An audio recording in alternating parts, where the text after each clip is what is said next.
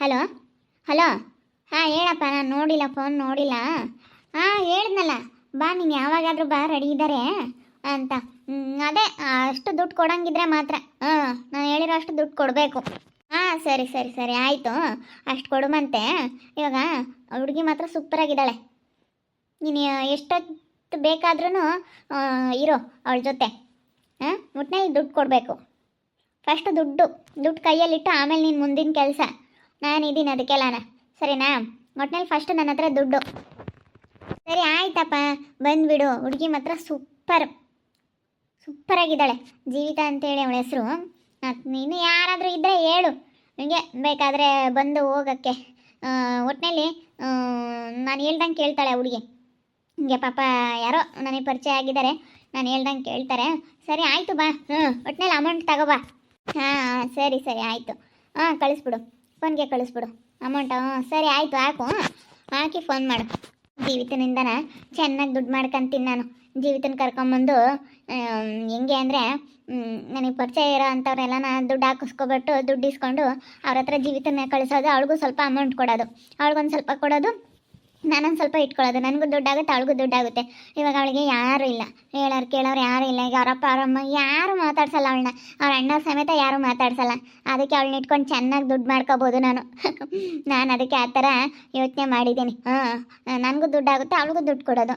ಜೀವಿತ ಹಿಂಗೆ ಚೆನ್ನಾಗಿ ದುಡ್ಡಾಗುತ್ತೆ ಅಂತ ಹೇಳ್ಬಿಡ್ತೀನಿ. ಅವಳ ಹತ್ರ ಎಲ್ಲ ಮಾತಾಡಿ ಅವಳಿಗೂ ಚೆನ್ನಾಗಿ ಒಂದೊಂದ್ಸತಿ 5,000-6,000 ದುಡ್ಡು ಸಿಕ್ಕಿದ್ರೂ ಎಷ್ಟೋ ಸ್ವಲ್ಪ ಅವಳಿಗೂ ದುಡ್ಡಾಗುತ್ತೆ. ಹೇಳ್ದಂಗೆ ಕೇಳ್ತಾಳೆ, ನಾನು ಹೇಳ್ದಂಗೆ ಕೇಳ್ತಾಳೆ ಆ ಜೀವಿತ. ನನಗಂತೂ ಸಿಕ್ಕಾಪಟ್ಟೆ ಖುಷಿ ಆಗ್ತೈತೆ. ಬಡ್ಡಿ ವ್ಯವಹಾರ ಬೇರೆ ಈ ಥರದ್ದು ಮಾಡಿಬಿಟ್ರೆ ಇನ್ನೂ ಚೆನ್ನಾಗಿ ದುಡ್ಡು ಮಾಡ್ಕೋಬೋದು ನಾನು. ಚೆನ್ನಾಗಿ ದುಡ್ಕೋಬೋದು. ಜೀವಿತನ ಕರ್ಕೊಂಬಂದಿದ್ದು ಒಂಥರ ವಾಸನೆ ಆಯಿತು. ಹೆಂಗೋ ನನ್ನ ಸೊಸೆನ ಎದುರಿಸೋಕ್ಕೂ ಆಗುತ್ತೆ, ಎರಡೊಂದು ಕೆಲಸನೂ ಆಗುತ್ತೆ. ಇನ್ನು ಬೇರೆ ನನಗೆ ಯಾವ ಕೆಲಸಕ್ಕೆ ಬೇಕಾದ್ರೂ ಅವಳನ್ನ ಬಳಸ್ಕೋಬೋದು. ಮನೆ ಕೆಲಸಕ್ಕೆ ಬಳಸ್ಕೋಬೋದು, ಏನಕ್ಕಾದ್ರೂ ಕೆಲಸಕ್ಕೆ ಬಳಸ್ಕೋಬೋದು ಅವಳನ್ನ. ಅವಳು ಸಿಕ್ಕಿರೋದು ಇವಾಗ ನನಗೊಂಥರ ಒಳ್ಳೆಯದೇ ಆಗೈತೆ. ಯಾಕಂದರೆ ಏನೋ ಒಂಥರ ಅವಳು ಸಿಕ್ಕಿರೋದ್ರಿಂದ ಒಂಥರ ಏನೋ ಎಲ್ಲದರಲ್ಲೂ ಒಳ್ಳೇದಾಗ್ತಾಯಿತ್ತು. ಎಲ್ಗೋ ಹೋಗ್ತಾಯಿತ್ತು ನಮ್ಮತ್ತೆ. ಯಪ್ಪ ನಮ್ಮತ್ತೆ ನೋಡಿಬಿಟ್ರೆ ನನಗೆ ಅಷ್ಟಿಷ್ಟು ಸಿಟ್ಟು ಬರಲ್ಲ. ನನಗಂತೂ ಇವತ್ತೆ ನೋಡ್ತಾ ಇದ್ರೆ ಅಕ್ಕ ಪಿತ್ತ ನೆತ್ತಿಗೆ ಏರ್ತೈತೆ ಕಣೆ. ನನಗೂ ಸಿಟ್ಟು ಬರುತ್ತೆ, ಆದ್ರೂ ಎದ್ರುಕೊಂಡು ಸುಮ್ಮನೆ ಆಗ್ತೀನಿ. ಮದುವೆ ಆಗಿ ಬಂದಾಗಿಂದನೂ ಆ ಅತ್ತೆ ವಿರುದ್ಧವನ್ನು ಮಾತಾಡಿಲ್ಲ ನಾನು. ಏನು ಮಾಡ್ತೀಯಮ್ಮ, ಮಾತಾಡಿದ್ರೆ ನಡೆಯಲ್ಲ. ಸುಮ್ಮನೆ ನಮ್ಮಪ್ಪ ನಮ್ಮಮ್ಮ ಎಲ್ಲರೂ ಬೈತಾರೆ, ಸುಮ್ಮನಿರಮ್ಮ ಮಾತಾಡಬೇಡ ಅಂತಾರೆ. ಯಾಕೆ ಮಾತಾಡಿ ಅಂತ ಸುಮ್ಮನೆ ಇದೀನಿ ಕಣಮ್ಮ. ಮದುವೆ ಆದಾಗಿಂದ ನಮ್ಮ ಅತ್ತೆ ವಿರುದ್ಧವನ್ನು ಮಾತಾಡಿಲ್ಲ. ಆಗ ಹಿಂಗೆ ಎಷ್ಟು ದಿನ ಅನುಸರಿಸೋಕ್ಕಾಗುತ್ತೆ ನೋಡು. ಆ ಜೀವಿತನ ಎಂಥದಕ್ಕೆ ಬಳಸ್ಕೊಂತ ಇದ್ದಾಳೆ ಈ ಅಮ್ಮ. ಯಾರನ್ನೋ ಕರ್ಕೊಂಬರ್ತಾಳಂತೆ, ಏನೇನೋ ಮಾತಾಡ್ತಾ ಇದ್ಲು, ಎಲ್ಲ ನಾನು ಕೇಳಿಸ್ಕೊಂಡೆ ಅಮ್ಮ ಮಾತಾಡ್ತಾ ಇರೋದ. ನೋಡಿ ಇಂಥ ಕೆಲಸ ಮಾಡೋದು. ಅತ್ತೆ ಸೊಸೆರಿರೋ ಮನೆಯಾಗೆ ಇಂಥ ಅಲ್ಕ ಕೆಲಸನ ಮಾಡೋದು ಇವಳು. ಇಲ್ಲ ಅಕ್ಕ, ನಾವಿಬ್ಬರು ಸೇರ್ಕೊಂಡು ಈ ಅಮ್ಮನಿಗೆ ಸರಿಯಾಗಿ ಮಾಡ್ಬೇಕಣ್ಣ ಅಕ್ಕ, ಬಿಡಬಾರ್ದು ನಾವಿಬ್ಬರೂ. ಏನು ಮಾಡೋಕ್ಕೂ ಆಗಲ್ಲಮ್ಮ, ಎಲ್ಲ ಮತ್ತೆ ತೆಗೆ ವ್ಯವಹಾರ, ದುಡ್ಡು ಕಾಸಿಂದಾಗಿರ್ಬೋದು ಎಲ್ಲ ಮತ್ತೆ ತೆಗೆ ಐತೆ. ಈಗ ನಾವು ಇಷ್ಟು ದಿನ ಕೆಲ್ಸಕ್ಕೆ ಹೋಗಿರೋದೆಲ್ಲ ನಾವು ಅತ್ತೆ ಕೈಗೆ ಕೊಟ್ಟಿರೋದು. ನಾನು ಏನು ₹1 ದುಡ್ಡು ನಾನು ಯಾವತ್ತೂ ನಾನು ಇಟ್ಕೊಂಡಿಲ್ಲ ಗೊತ್ತೇ, ಎಲ್ಲ ಮತ್ತೆ ಕೈಗೆ ಕೊಟ್ಟಿರೋದು. ಅಕ್ಕ ಹಿಂಗೆ ಕೊಟ್ಕೊಂಡು ಹಿಂಗೆ ಇದ್ದರೆ ಬರೀ ಹಿಂಗೆ ಇರ್ತೀರಾ ನೀವು. ಅವ್ರಿಗೆ ಸರಿಯಾಗಿ ಬುದ್ಧಿ ಕಲಿಸ್ಬೇಕು. ಅವರು ಕೇಳ್ದಂಗೆಲ್ಲ ನಾವು ದುಡ್ದಿರೋದೆಲ್ಲ ನಾವು ಅವ್ರಿಗೆ ಕೊಟ್ಟರೆ ಅವ್ರ ಬಡ್ಡಿ ಅವರೇ ಮಾಡ್ಕೊಂಡು ಅವರು ಇನ್ನೂ ನಾನು ಆಸ್ತಿ ನನ್ನ ಹತ್ರ ದುಡ್ಡು ಐತೆ ಅಂತ ದೌಲತ್ ಮಾಡ್ತಾರೆ, ನಮ್ಮ ಹತ್ರ ಇಸ್ಕೊಂಡು. ಕೊಡಬೇಡ್ದು. ನಾವಿಬ್ಬರು ಸೇರಿ ಇನ್ನು ತಿರುಗಿ ಬಿದ್ದು ಈಗ ನಾವಿಬ್ಬರು ಇನ್ಮೇಲೆ ಒಗ್ಗಟ್ಟಾಗಿರ್ಬೇಕು. ನಾವು ವಾರ್ಗಿತ್ತರ ಥರ ಇರಬಾರ್ದು, ಸ್ವಂತ ಅಕ್ಕ ತಂಗಿರ ಥರ ಇರ್ಬೇಕು ನಾವಿಬ್ರು. ಇಬ್ಬರು ಒಗ್ಗಟ್ಟಾಗಿ ಇಟ್ಕೊಂಡು ಈ ಅಮ್ಮನಿಗೆ ಸರಿಯಾಗಿ ಬುದ್ಧಿ ಕಲಿಸ್ಬೇಕು. ಎಲ್ಲ ಬಡ್ಡಿದು ಎಲ್ಲ ಬಿದ್ದೋಗ್ಬೇಕು. ಇಡೀ ಊರಾಗೆಲ್ಲ ಕೊಟ್ಟರೆದೆಲ್ಲ ಬಿದ್ದೋಗ್ಬೇಕು. ಹಂಗೆ ಮಾಡಬೇಕು. ಹಾಳಾಗಿ ಹೋದ್ರೂ ಹೋಗ್ಲಿ. ನ್ಯಾಯ ರೀತಿಯಿಂದ ದುಡ್ದಿರೋದಾದ್ರೆ ಇರುತ್ತೆ. ₹10 ಬಡ್ಡಿ ಬಡವ್ರ ಬಗ್ರಿಗೆ ಕೊಟ್ಟು ಬರೀ ಹಿಂಗೆ ಮಾಡ್ತಾ ಇದ್ದಾಳೆ. ₹10 ಬಡ್ಡಿ ಅಂದರೆ ಏನಾಯ್ತು? ಹುಡುಗಿ ಜೀವಿತನಿಗೆ ಹೋಗಿ ಎಲ್ಲ ವಿಷಯ ಹೇಳ್ಬಾ. ಅಮ್ಮ ಇಂಥ ಕೆಲಸಕ್ಕೆ ನೀನು ಬಳಸ್ಕೊಂತ ಇದ್ದಾಳೆ, ನಮ್ಮ ಅತ್ತೆ ಸರಿ ಇಲ್ಲ, ನಮ್ಮ ಅತ್ತೆ ಮತ್ತೆ ಕೇಳಬೇಡ ಅಂತ ಹೇಳ್ಬಾ. ಹೇಳ್ಬತ್ತೀನಿ ಹೋಗಿ. ಅವಳು ಸಿಗಲಿ ಅಂತ ಕಾಯ್ತಾ ಇದ್ದೀನಿ. ಅವಳೇನಾದರೂ ಸಿಕ್ಕರೆ ಹೋಗಿ ಹೇಳ್ಬತ್ತೀನಿ. ನಮ್ಮ ಅತ್ತೆ ಮತ್ತೆ ಕೇಳಬೇಡ ಕಣೆ, ನಮ್ಮ ಅತ್ತೆ ಒಳ್ಳೆವಳಲ್ಲ, ನಿನ್ನೆಂತೆಂಥದಕ್ಕೆ ಬಳಸ್ಕೊಂತಾಳೆ ಅನ್ನೋದು ಗೊತ್ತಿಲ್ಲ ಇನ್ನೂ ಅಂತ ಹೇಳಿ ಹೇಳ್ಬತ್ತೀನಿ. ಹೇಳು. ಅಯ್ಯಪ್ಪ ಅಮ್ಮನಂಥ ಬುದ್ಧಿ ನಾನು ಯಾರನ್ನೂ ನೋಡಲಿಲ್ಲಪ್ಪ. ಮತ್ತೆ ಅಂತ ಬುದ್ಧಿನ. ಅಕ್ಕ ಏನಾದರೂ ಮಾಡಿ ನಾವು ಸರಿಯಾಗಿ ಬುದ್ಧಿ ಕಲಿಸ್ಬೇಕು ಕಣೆ. ಈಗ ಆ ಅಮ್ಮನ ಪೆಟ್ಟಿಗೆಗೆಲ್ಲ ದುಡ್ಡು ಐತೆ, ಅದನ್ನ ಏನಾದರೂ ಮಾಡಿ ನಾವೆಲ್ಲ ಎತ್ಕೊಬಿಡ್ಬೇಕು. ಎಲ್ಲ ಎತ್ಕೊಂಡು ಇಲ್ಲ ಅಮ್ಮನಿಗೆ ತಿರುಗಿ ಬಿದ್ದರೆ ಸರಿ ಹೋಗುತ್ತೆ. ಈ ಅಪ್ಪಗಳು ಇಬ್ಬರು ಹೆದರಿಕೆಂಬ್ತಾರಲ್ಲ, ನಿನ್ನ ಗಂಡನೂ ಹೆದರಿಕೆಂಬ್ತ, ನನ್ನ ಗಂಡನೂ ಹೆದರಿಕೆಂಬ್ತಾನೆ. ಇವರಿಬ್ರು ಮಾತಾಡಿ ಸರಿ ಹೋಗುತ್ತೆ. ಅವಾಗ ನಾವು ಮಾತಾಡೋಕ್ಕೆ ಇವರಿಬ್ರು ಮಾತಾಡಲ್ಲ. ಸುಮ್ಮನೆ ಇವ್ರನ್ನ ಸುಮ್ಮನೆ ಸೈಡಿಗೆ ನಾವೇ ನಾವೇ ಬುದ್ಧಿ ಕಲಿಸ್ಬೇಕಾಕ. ನೀನು ಒಪ್ಕೊಂಡ್ರೆ ನನಗೆ ನೀನು ಹೆದರ್ಕೊಂಬ್ತೀಯ. ಅದಕ್ಕೆ ನಾನು ಒಬ್ಳಿಗೇನೆ ನನಗೂ ಮಾತಾಡೋಕ್ಕೆ ಭಯ ಅಮ್ಮನ ಎದುರಿಗೆ. ಯಾಕೆ ಬಿಡತ್ತ ಸುಮ್ಮನೆ ಅಮ್ಮಗೆ. ಇಬ್ಬರು ಸೇರ್ಕೊಂಡು ನಾವು ಅಮ್ಮಗೆ ಸರಿಯಾಗಿ ಬುದ್ಧಿ ಕಲಿಸ್ಬೇಕು. ಅಮ್ಮನಿಗೆ ಎಲ್ಲೋಡು ಯಾತು ಸಿಗ್ದಾಗ ಮಾಡ್ಬೇಕು. ದುಡ್ಡು ಐತೆ ಅಂತ ಭಾಳ ಅಹಂಕಾರ ಮಾಡ್ತಾ ಇದ್ದಾಳೆ. ಆ ಎಮಗೆ ಸರಿಯಾಗಿ ಮಾಡಬೇಕು. ಏನು ಮಾಡೋಣಮ್ಮ, ಇವಾಗ ಏನು ಮಾಡೋಕ್ಕಾಗುತ್ತೆ ಹೇಳು. ಈಗ ಯಾತನ ನಂಬಕ್ಕೆ ಹೋದ್ಯಾ, ನಮ್ಮನೆ ಹಂಗೆ ಒಯ್ಯೋದ್ರಂಗೆ ಬರ್ತೈತೆ. ಅವ ಅತ್ತೆ ತಗ ಎದ್ರಿಗೆ ನಿಂತ್ಕೊಂಡು ಮಾತಾಡಂಗೆ ಇಲ್ಲ ಗೊತ್ತೇ, ನಾನು ಎದ್ರಿಗೆ ಹೋಗಂಗೆ ಇಲ್ಲ ಅಂತವಕ್ಕೆಲ್ಲ ಎದ್ಕೊಂಡು ಬಂದಿರೋದಕ್ಕೆ. ಯಾಕೆ ನೀನು ಎದ್ಕೊಂಡು ಬಂದಿರೋದಕ್ಕೆ ಇವತ್ತು ನಾನು ಎದುರಿಸ್ತಾ ಇರೋದ ಅಮ್ಮ. ನೀನು ಎದ್ರಕಂಬ್ಲಿಲ್ಲ ಅಂದಿದ್ರೆ ನನ್ನವೇನು ನಡೆಯಲ್ಲ, ಬಂದಿರೋ ಹತ್ರ ಸೊಸೆರ ಹತ್ರ ಏನು ನಡೆಯಲ್ಲ. ನಾನು ಅವ್ರು ಹೇಳ್ದಂಗೆ ಕೇಳ್ಬೇಕಂಬದು ಅಮ್ಮನ ಮನ್ಸಿಗೆ ಗೊತ್ತಾಗೋದು. ನೀನು ಯಾವಾಗ ಏನು ಬಿಡತ್ತ ಅಂತ ಅನ್ಸರಿಸ್ತು, ಅದಕ್ಕೇನೆ ಈ ಅಮ್ಮ ಮ್ಯಾಕೆ ಹೋಗ್ಬಿಟ್ಟವಳೆ. ಭಾರಿ ಇದ್ದಾಳೆ. ಇನ್ನೇನಾನು ಅಮ್ಮ ಬುದ್ಧಿ ಸರಿ ಇಲ್ಲ. ಸರಿ ಆಯ್ತು ಹೇಳಿದ ಮೇಲಿಂದಾನ ಈಗ ಫಸ್ಟ್ ಅಮ್ಮನ ಕೈಯಾಗಿರೋ ದುಡ್ಡೆಲ್ಲ ನಾವು ವಸೂಲಿ ಮಾಡ್ಕೋಬೇಕು. ಅಮ್ಮನ ಪೆಟ್ಕಾಗೆಲ್ಲ ದುಡ್ಡು ಐತೆ, ಅದನ್ನು ಫಸ್ಟ್ ಹೆಂಗಾದ್ರೂ ಮಾಡಿ ಸೊಂಟದಾಗ ಕೀ ಐತಿ. ಸೊಂಟದಾಗ ಕೀರದ ತೆಕ್ಕಬೇಕು ನಾವು. ಬೀಗ ತಕ್ಕೊಂಡು ದುಡ್ಡೆಲ್ಲ ತೆಕ್ಕಬೇಕು. ಬೀರ್ನಾಗಿರೋದ ತಕ್ಕೊಂಡು ನಾವು ದುಡ್ದಿರೋ ದುಡ್ಡು ಏನೈತೆ ಅದನ್ನ ನಾವು ಇಕ್ಕೊಂಡು ಈಗ ಹೊರಗೆ ಕಳಿಸಿರೋನು ಮನೆಯಿಂದಾನೆ ನಾವು ಹೊರಗೆ ಹೋಗಿ ಎಲ್ಲ ನಮ್ಮ ಬಾಡಿಗೆ ಮನೆ ಮಾಡ್ಕೊಂಡಾಗ್ಲೇಳ ನಾವು ಜೀವನ ಮಾಡ್ತೀವಿ ಅನ್ನೋ ಅಷ್ಟು ದುಡ್ಡು ನಮ್ಮ ಕೈಯಾಗಿರ್ಬೇಕು. ನಾವೆಲ್ಲ ಕೈಗಳು ಬಾಯಿಗಳನ್ನೆಲ್ಲ ಕಳ್ಕೊಬಿಟ್ಟಿದ್ವಿ ಅಮ್ಮ ಕೊಟ್ಟು. ಇವಾಗ ದುಡ್ಡೆಲ್ಲ ಎತ್ಕೋಬೇಕು. ಆ ಬೀಗ ತಗೊಂಡು ನಾವು ದುಡ್ಡೆಲ್ಲ ಒಡವೆ ದುಡ್ಡು ಎಲ್ಲ ಎತ್ಕೊಂಡ್ರೆ ಈಗ ನಮ್ಮ ಅಪ್ಪ ಇರೋ ವರದಕ್ಷಿಣೆ ಕೊಟ್ಟಿರೋ ಒಡವೆ, ನಮ್ಮ ಒಡವೆ ಆಗಿರ್ಬೋದು, ಎಲ್ಲನ ಐತೆ.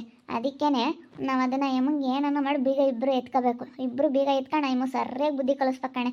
ನನಗೂ ಅದೇ ಇರೋದು. ನನಗೂ ಬಂದಾಗಿಂದನೂ ಎಮ್ಮ ನೋಡಿ ನೋಡಿ ನೋಡಿ ನೋಡಿ ನೋಡಿ ನೋಡಿ ನನಗೂ ಸಾಕಾಗ್ಬಿಟ್ಟೈತಿ. ಅಷ್ಟ ಬೀಗ ತಗೊಂಬನ, ಬೀಗ ತಗೊಬಿಟ್ಟು ಅದ್ರಾಗಿರೋ ದುಡ್ಡು ಒಡವೆ ಎಲ್ಲ ಎತ್ಕೊಂಡ್ಬಿಡೋಣ. ಎಲ್ಲ ಒಡವೆ ಎತ್ಕೊಂಡ್ಬಿಟ್ಟು ಅವಾಗ ನಾವು ಹೇಳ್ದಂಗೆ ಕೇಳಂಗೆ ಮಾಡ್ಕೋಬೇಕು. ಕೊಡಲ್ಲ ಅದೇನು ಮಾಡ್ತೀಯ ಮಾಡೋ ಅಂತ. ಈಗ ಯಮನ ಕೈಯಾಗೆಲ್ಲ ಐತಲ್ಲ ದುಡ್ಡು ಒಡವೆ ಆಸ್ತಿ ಎಲ್ಲ ಯಮನ ಕೈಯಾಗ ಐತಲ್ಲ.